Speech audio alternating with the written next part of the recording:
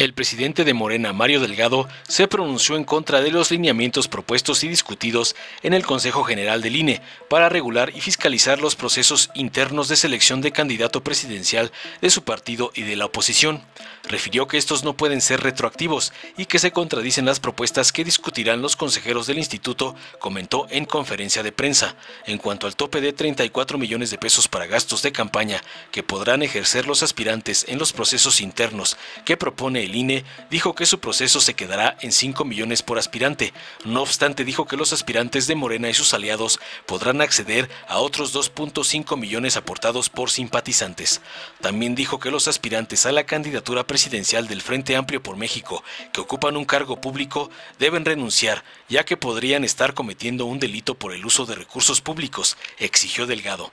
Específicamente señaló al presidente de la mesa directiva de la Cámara de Diputados, Santiago Krill, y a la senadora Xóchitl Gálvez, quienes aún ocupan sus cargos, mientras hacen campaña interna como aspirantes a la candidatura presidencial de la oposición.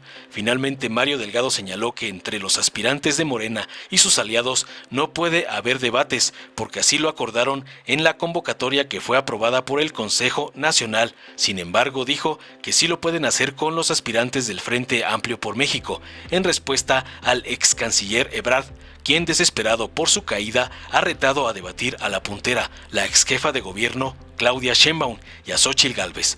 Veamos enseguida cómo Morena exige la renuncia de los precandidatos del MAC-PRIAN y se pronuncia en contra de los lineamientos del INE. Buenas tardes, bienvenidos, bienvenidas.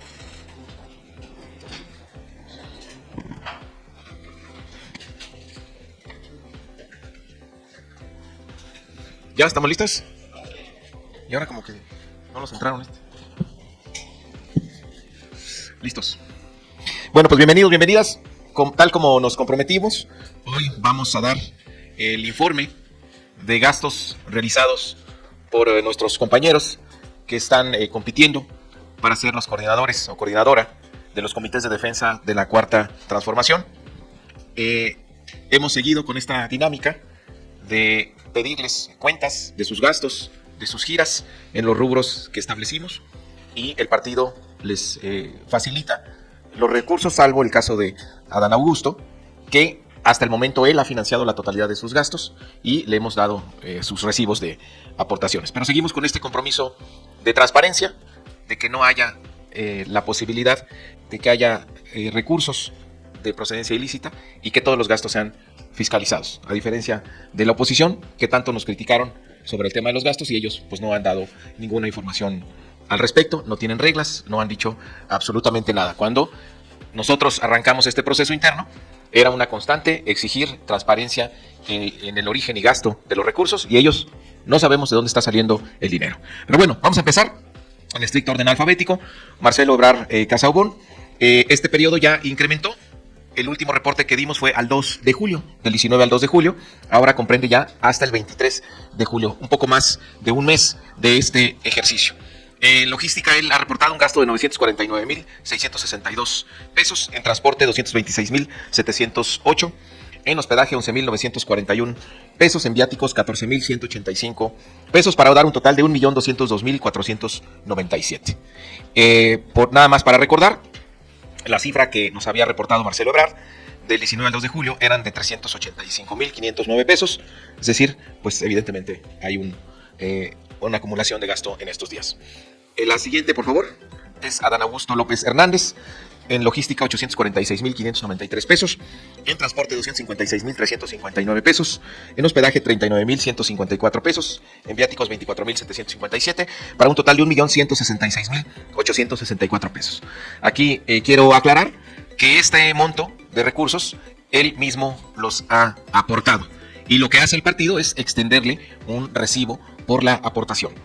Como persona física, Adán Augusto tiene un tope de 2.1 millones de pesos. Es decir, solo podría gastarse él 1 millón de pesos más que él mismo aportara. Si quiere rebasar esa suma, los 2.1 millones en sus gastos, tendrían que registrarse aportaciones de simpatizantes en favor de Adán Augusto y con un tope de 500,000 pesos por cada aspirante. Hasta el momento, el único aportante registrado que nos ha reportado es él mismo. Siguiente, por favor. Y la cifra anterior de Adán era de 577,000. ¿Le regresan, por favor? La cifra anterior al 2 de julio eran de 577,589 pesos. Vamos ahora con Ricardo Monreal. Nos reporta en logística 1,395,385 pesos, en transporte 88,338 pesos, en hospedaje 31,568 pesos, en viáticos 124,695, para un total de 1,639,989 pesos. Es un periodo solo hasta el 22 de julio. Ricardo Monreal había reportado gastos de 916,376 pesos al 2 de julio. Y por último, la doctora Claudia Sheinbaum Pardo, en logística registra 1,675,322, en transporte 128,894 pesos, en hospedaje 11,113 pesos, viáticos 8,359, para un total de 1,823,690. La doctora Sheinbaum había reportado 868,770 pesos en su primer reporte. Bueno, pues de esta manera seguimos cumpliendo con lo que nos comprometimos en este proceso interno de transparentar absolutamente el gasto en el que están incurriendo en sus recorridos los aspirantes a la coordinación de la defensa de la transformación. Aquí quiero aprovechar para informarles que estamos a un mes, estamos a la mitad de este camino. Voy a buscar a cada uno de los aspirantes para tener una reunión con ellos, incluyendo por supuesto a Manuel Velasco y al compañero Gerardo Fernández Noroña, para hacer una evaluación de este primer mes de recorridos y ver si tienen alguna inquietud respecto del periodo que resta por terminar. Evidentemente tengo comunicación con ellos muy fluida y permanente, pero pues han andado ellos en sus giras, entonces a partir de la agenda que tengan ellos voy a invitarlos a tener una reunión física con ellos para pues tener muy presentes sus impresiones y en qué podemos mejorar y qué preocupaciones tendrían hacia el último mes de estos recorridos. Y por supuesto para aprovechar y dar un mensaje que tiene que ser permanente, que es el de la unidad, que ante cualquier situación debemos poner por delante la unidad. Lo más importante de este proceso no es la persona que resulte ganador o ganadora, sino que se garantice un proceso en unidad, que garantice que el proyecto de la Cuarta Transformación continúe y nos dure muchos años y varias generaciones. Entonces es algo que no debemos nosotros escatimar, sino mandar el mensaje de la unidad permanentemente. Y la transparencia en los gastos sin duda ayuda a esta unidad. Bueno, segundo tema que tenemos es informarles sobre cómo van los foros para el proyecto de nación. Como ustedes saben, nosotros decidimos ir a consultar al pueblo, salir con la gente a pedirle que le dé contenido a la continuidad con cambio, que la gente nos diga qué es lo que sigue en esta transformación, qué es lo que no puede tocarse del 2024 al 2030 y qué es lo que deberíamos de hacer adicional para fortalecer el cambio que está viviendo nuestro país. Anunciamos que habría 18 foros en total, foros nacionales que se iniciaron el 8 de julio y van a concluir el 27 de agosto.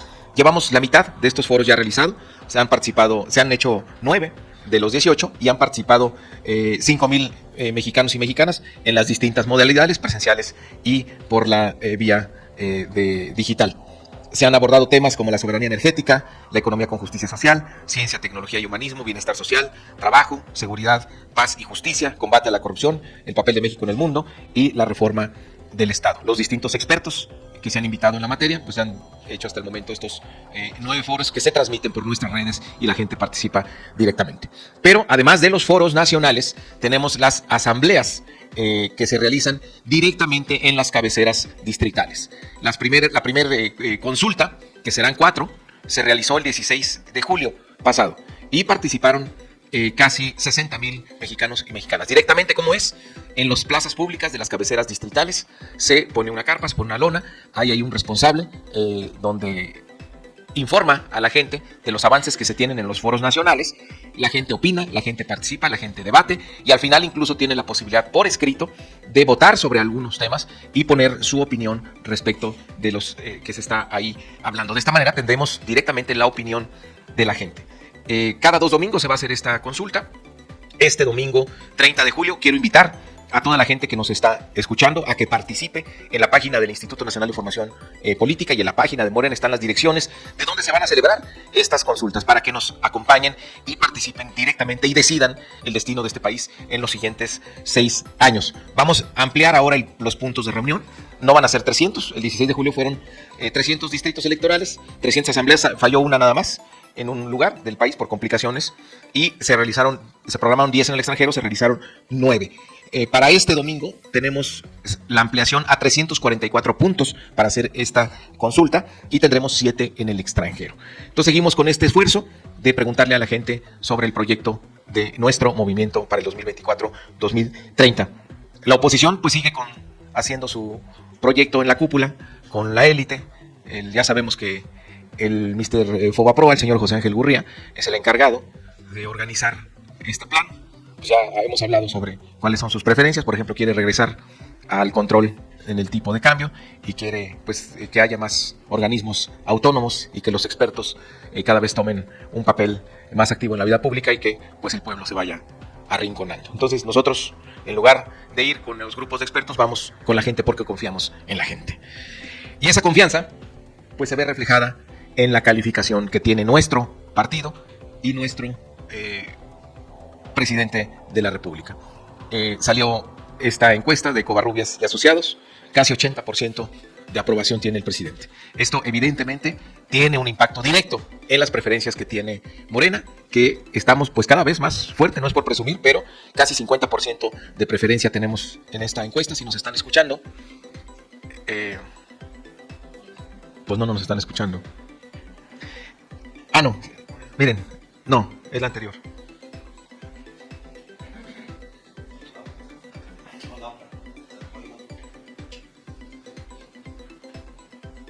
Es lo que les decía, casi 50% en las preferencias que tiene nuestro partido. Evidentemente tiene que ver con la buena calificación que tiene nuestro presidente, que es nuestro líder y dirigente histórico. Entonces, pues estamos muy bien. Allá la oposición siguen pues muy contentos. Quién sabe por qué razón. Entre ellos se preguntan y dicen que van muy bien, pero las encuestas esto es lo que dicen, que nuestro partido está muy fuerte. Y no es una encuesta aislada. La calificación del presidente sigue a nivel internacional siendo uno de los presidentes mejor evaluados en todo el mundo.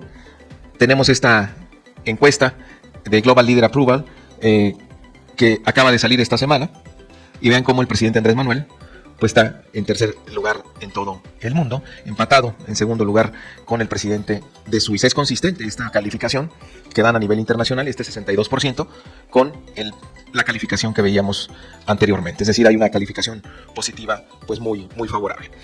También miren, nos llamó mucho la atención una encuesta publicada por El País, evidentemente financiada por este medio de comunicación para medir a los opositores, y hay una parte que sí se ponen ellos muy contentos por el nivel de conocimiento que tienen sus aspirantes, pero a la hora de que se pregunta por qué partido votaría, ahí es donde Morena pues presenta una ventaja muy importante. Es decir, por más que se junten, pues se quedan pues prácticamente a la mitad de la preferencia que tiene nuestro movimiento. Y esto nos motiva todavía para trabajar aún más en la organización de nuestro movimiento, de seguir haciendo estos foros que estamos realizando para el proyecto de nación. Entonces, pues vamos muy bien, nuestro partido se fortalece, mientras más avanza el proceso, mientras menos tiempo quedan para las elecciones del 24, vemos que Morena sigue creciendo. Morena crece y crece.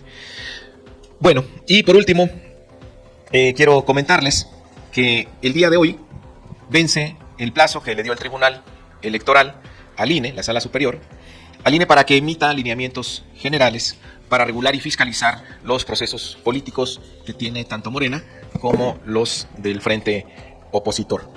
Quiero informar que ayer por la tarde tuvimos acceso a un borrador del INE, en este proceso de consulta que ellos tienen, nos dieron una primera versión. Entendemos que el INE quiere sesionar el día de hoy para aprobar estos lineamientos, para aprobar estos procesos que están en curso, tanto en Morena como en el frente opositor. Creo que lo más relevante, ya sobre cualquier detalle, es que teníamos la razón. Tenemos el derecho como partido político a organizarnos al interior para elegir algún tipo de cargo interno, institucional, como es el de coordinador de defensa de la Cuarta Transformación. Entonces, válido este ejercicio que hemos venido realizando y que ahora pues va a regular el INE, y que les adelanto, pues estamos dispuestos a respetar las reglas que ellos nos impongan, porque sabemos que estamos haciendo las cosas bien. Sabemos que no estamos violando ninguna ley y sabemos que no se va a ver alterado el proceso que está en curso. Entre otras cosas, estos lineamientos los denomina como procesos políticos, autoriza todo tipo de eventos mientras no contengan elementos de naturaleza electoral. Ahí lo que estamos pidiendo es que haya mucho detalle por parte de la autoridad qué significa elementos de naturaleza electoral, porque lo que queremos es cumplir, lo que queremos es no violar la ley. Entonces nada más no queremos que se defina así nada más, sino que haya precisión de cuáles son los elementos que convierten a una propaganda o a un evento en contenido de naturaleza electoral. Autoriza estos lineamientos todo tipo de propaganda, excepto radio y televisión. Evidentemente los partidos no podemos contratar espacios de radio y televisión para este tipo de procesos, y toda la demás propaganda autorizada, otra vez hacen referencia a que no tengan contenidos o elementos de naturaleza electoral y esté identificada expresamente que está relacionada con identificada expresamente con estos procesos políticos en marcha. Es decir, que se aclare específicamente que estamos hablando del proceso interno de Morena en nuestro caso. Aquí también lo mismo, queremos que se definan cuáles son los elementos de naturaleza electoral para no caer nosotros en ninguna violación. La propaganda que no cumpla los criterios de los lineamientos que van a establecer el día de hoy, bardas, espectaculares, exteriores, van a tener que ser retiradas en los próximos 5 días. Y si no se retiran, serán acumuladas a gastos de pre-campaña si en el futuro alguna de estas personas que hizo esa propaganda es aspirante en su momento.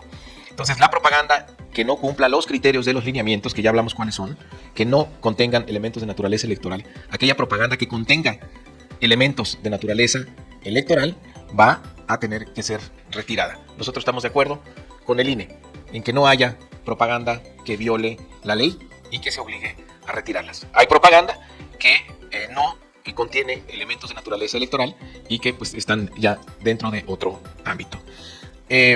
Los lineamientos, el borrador, con lo menos al que tuvimos acceso, no establecía tope de gastos, en lo cual eso estará o recaerá entonces en los partidos, como nosotros lo hemos hecho en el caso de nuestros aspirantes.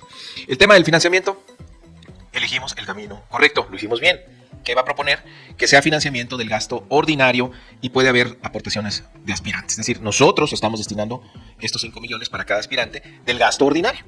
Y se abrió la puerta, como lo dijimos desde el principio, a aportaciones de los aspirantes sujetos a las reglas generales para este tipo de aportaciones, que son básicamente hasta 2.1 millones para cada aspirante, y por parte de los militantes y simpatizantes 540,000 pesos por persona. Hasta el momento hemos tenido aportaciones en nuestro proceso exclusivamente de Adán Augusto.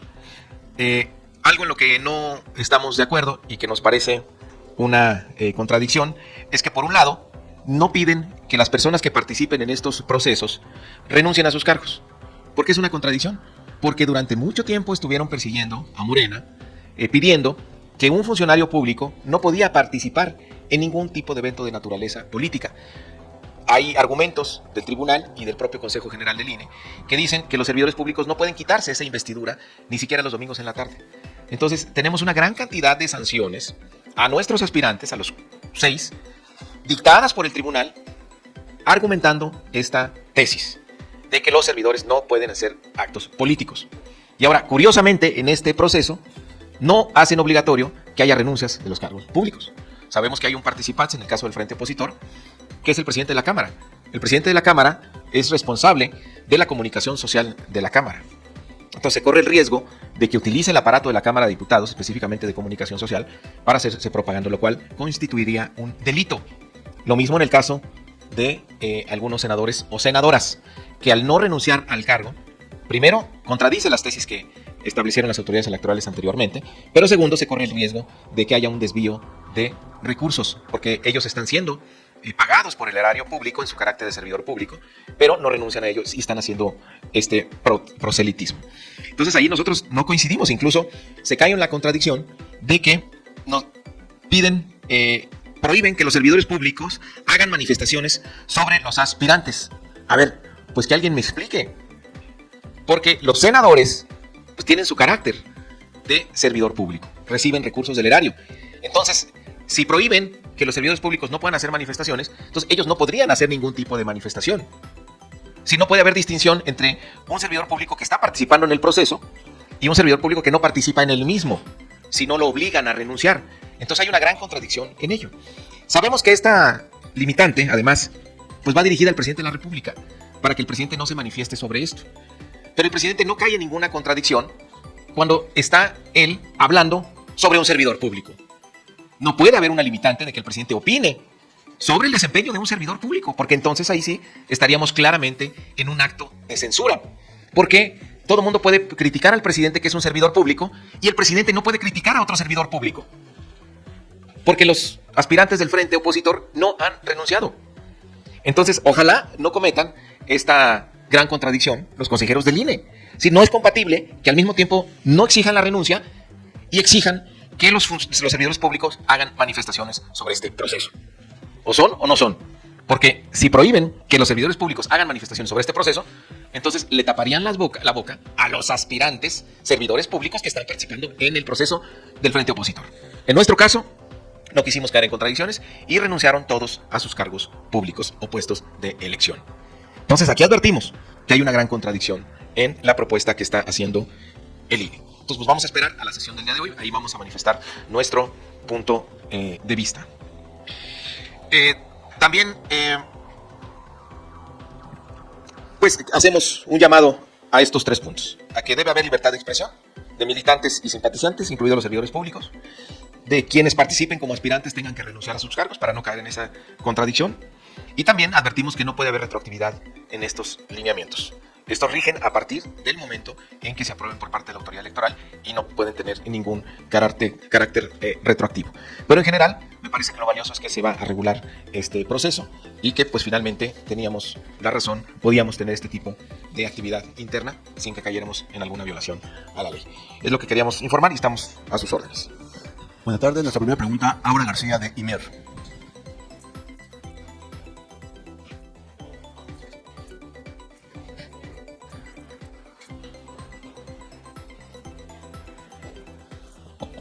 Hola Mario, buenas tardes. Preguntarte 2 cosas. Hemos visto que Marcelo Ebrard insiste en este tema de los debates. Él dice que pues sabe que están en el acuerdo, pero que son inevitables. ¿Qué le respondes a él? Sobre todo porque el día de ayer aceptó el reto precisamente de una de las aspirantes opositoras, Xochitl Gálvez.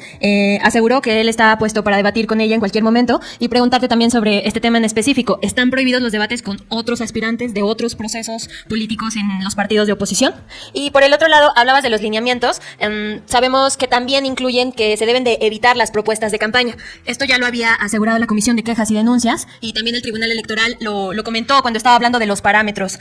Pero hemos visto que algunos de los aspirantes morenistas pues sí han presentado algunas propuestas. Está muy claro el plan de seguridad de Marcelo Ebrard, que se llama Ángel, lo ha estado divulgando desde hace varias semanas y bueno, también este fin de semana escuchamos a Dan Augusto López hablar de que ofrecer que la pensión para adultos mayores se reduzca el número de edad para quienes pueden estar inscritos. ¿Qué nos dices al respecto de las propuestas de campaña, específicamente de los morenistas? Gracias.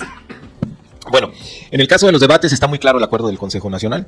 Fue aprobado por unanimidad en el Consejo que tuvimos expresamente para aprobar estos lineamientos y fueron aceptados, firmados y reconocidos por cada uno de los aspirantes. Entonces, no puede haber ningún cambio respecto de lo que ya se firmó, a menos que hubiera un Consejo Nacional y el Consejo Nacional emitiera nuevas reglas sobre este o sobre cualquier otro asunto. Pero si no hay ningún cambio en el acuerdo, pues no habrá debates entre nuestros aspirantes. Con otros, pues eso no están prohibidos, no podemos prohibir si cada quien como aspirante pues decide debatir con quien quiera, pero donde sabemos que no habrá es entre los aspirantes que participan en el proceso de Morena. Es la única prohibición que existe. Si ya lo quieren hacer con alguien más, pues están en su derecho. Respecto de las propuestas, ahí es donde es relevante la definición de naturaleza electoral. Es decir, puedes presentar propuestas sin que contenga pues, el llamado al voto. Es decir, si votan por mí va a pasar esto o propongo esto si en caso de que yo... Es decir, ahí está clara la restricción. Sí pueden tener propuestas sin elementos de naturaleza electoral. Por eso justamente lo que hablábamos hace rato, que le pedimos al Consejo General del INE es que defina muy bien estos términos de naturaleza electoral para no caer en alguna contradicción. También lo que sí se puede es hablar siempre de los principios, de los valores de nuestro movimiento. Eso todo es. Nuestra siguiente pregunta sería Elia Castillo de El Heraldo, por favor. Hola, presidente, buenas tardes. Dos preguntas. La primera es justamente sobre este borrador que ya circula de los lineamientos que se prevé, discute y apruebe hoy el Instituto Nacional Electoral. ¿Cómo le van a hacer con el tema de la fiscalización de los espectaculares que se han estado pues instalando con la imagen de algunos de los aspirantes de Morena, toda vez que la fiscalización y la lupa y la observación y todo esto que va a realizar el INE va a aplicar a partir de que se emitió la convocatoria del proceso, es decir, prácticamente desde el 11 de junio que se realizó el Consejo Nacional? Entonces, ¿cómo le van a hacer para fiscalizar todos estos gastos luego de que dijeron que no sabían de dónde provenían? Porque hasta donde entiendo, de acuerdo a los lineamientos, será el partido y los aspirantes quienes deban pues, reportar todos esos gastos. Mi segunda pregunta es a estos lineamientos y a lo que usted mismo comentó hace un momento, pues ya nada más le queda $1 millón para gastar en lo que resta de las giras, de los recorridos de las asambleas. ¿Cómo le va a hacer el ya han hablado sobre este tema precisamente? Y en el tema de la fiscalización, si ya están pues preparando estos grupos o estos enlaces que está solicitando el INE para poder entregar estos reportes de gastos al Instituto Nacional. Bueno, gracias. Nosotros estamos listos con el tema de la fiscalización. De hecho, pues ya avanzamos. Ustedes acaban de ver el reporte que les presentamos. No presentamos un solo dato si no tenemos una factura, si no tenemos un documento que compruebe el gasto y además que este documento esté de acuerdo a los lineamientos que establece la autoridad electoral, el INE. Es decir, nosotros nos adelantamos. Estamos fiscalizando en lugar del INE. Una vez que llegue el INE, nosotros estamos listos completamente. En el caso de los espectaculares, nosotros hicimos un llamado a nuestros compañeros y compañeras a que si ellos conocían quiénes eran los autores de estas campañas que en redes y además en espectaculares o bardas, pues los hicieran un llamado a que nos sigan, a que los retiren y que haya un deslinde político muy claro desde el punto de vista político y financiero. Esta fiscalización que hará ahora el INE, pues la va a hacer en base a esto que dijimos aquí, que autoriza todo tipo de propaganda, excepto radio y televisión, mientras no contengan elementos de naturaleza electoral y está identificada expresamente que está relacionada con el proceso político que estamos viviendo. Entonces, el INE tendrá que evaluar estos espectaculares para ver si los que están y que no tienen que ver con el partido, porque hasta el momento no tenemos ningún espectacular que tenga que ver con el partido, tienen o no naturaleza electoral. Y habrá una medida directamente por parte de la autoridad electoral. Y esto es correcto porque nosotros aclaramos una y otra vez que como partido no teníamos esa competencia. O sea, no podíamos ni fiscalizar ni pedir que se retiraran esos espectaculares. Y lo que nosotros hicimos fue hacer un llamado para que se respetaran las reglas del Consejo Nacional y que si ellos no eran responsables, pero sí sus simpatizantes, que actuaran en consecuencia de manera eficaz para evitar que esto siguiera. Entonces, pues dependerá de lo que decida la autoridad electoral. En el caso de Adán Augusto, él sabe que solamente le queda $1 millón, pero como decíamos, puede tener aportaciones de simpatizantes. Este tope de las aportaciones de los simpatizantes es hasta $540,000 como persona física. Entonces, seguramente él, si tiene más gastos, pues tendrá que haber simpatizantes que estén dispuestos a hacer estas aportaciones. Sobre este tope de los $34 millones para cada aspirante, tanto de Morena como del frente opositor, ¿usted cómo ve este límite que les puso el INE durante todo este proceso? La verdad es que no sé de dónde salió. Nosotros no necesitamos ese tipo de topes, me parece que es un exceso. Nosotros no, nos vamos a quedar con los 5 millones por persona. Este grupo disidente de Morena, que es la Convención Nacional, está circulando un anteproyecto de nación en donde entre algunos de los planteamientos que hace es que se deje de pagar la deuda externa. ¿La dirigencia de Morena ha tenido algún tipo de acercamiento con este grupo? ¿Están de alguna manera tomando en cuenta sus propuestas? El único aspirante que se ha acercado justamente a este grupo es Gerardo Fernández Noroña. Y bueno, pues solamente conocer si están previendo tomar en cuenta alguna de estas pues propuestas que están haciendo. Pues desconozco qué están proponiendo. Nosotros tenemos los foros con la gente. La gente es la que está opinando directamente y es lo que está alimentando el proyecto de Nación 2024-2030. Gracias. Buenas tardes. Quisiera saber si ya la dirigencia está discutiendo el método para la candidato de jefe de gobierno de la Ciudad de México y si ese mismo método se va a aplicar al resto de las 8 candidaturas que se van a competir el próximo año. No hay mucho que discutir. Los estatutos establecen las encuestas para la definición de nuestros candidatos y candidatas y así será. En términos de tiempos, pues evidentemente será después del 6 de septiembre. Primero terminamos este proceso y después veremos los tiempos para las 9 entidades donde tendremos elecciones y no solo eso. Está en las candidaturas al Senado, a la Cámara de Diputados y después a los municipios, a los cabildos. Es decir, son casi 20,000 puestos los que van a estar en disputa en el 2024. Entonces, como una pirámide iremos decidiendo primero hasta arriba, la presidencia, después las 9 entidades, después el Senado, Cámara de Diputados, congresos locales, ayuntamientos, sí, hasta el final. Entonces todos los cargos a elección popular se van a definir bajo la encuesta, ¿no?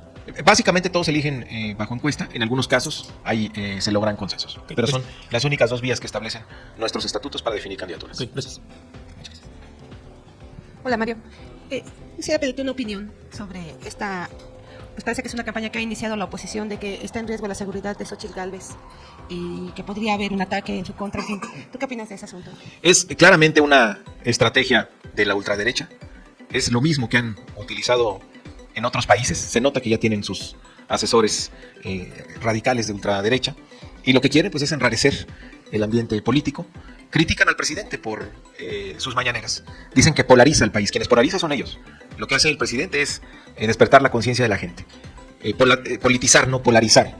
Pero sí la derecha es una campaña más que tiene en base a mentiras, en base a falsedades, pues para tratar de generar cierto ambiente. Ahora, lo han intentado una y otra vez a lo largo de estos casi 5 años y no han tenido éxito. Una y otra vez queriendo ensuciar al gobierno, pero es un gobierno que se basa en principios, que tiene profundos valores democráticos y que pues está destinada esta campaña otra vez al fracaso. Entonces nosotros no tenemos ningún tipo de temor. Nosotros sabemos qué es lo que tenemos que hacer, cuál es nuestra tarea como partido, como movimiento, para asegurar que la Cuarta Transformación trascienda muchos años. Qué bueno que la oposición ya se organiza, pues de repente ya sale un nombre y todos se entusiasman, pero la realidad es otra.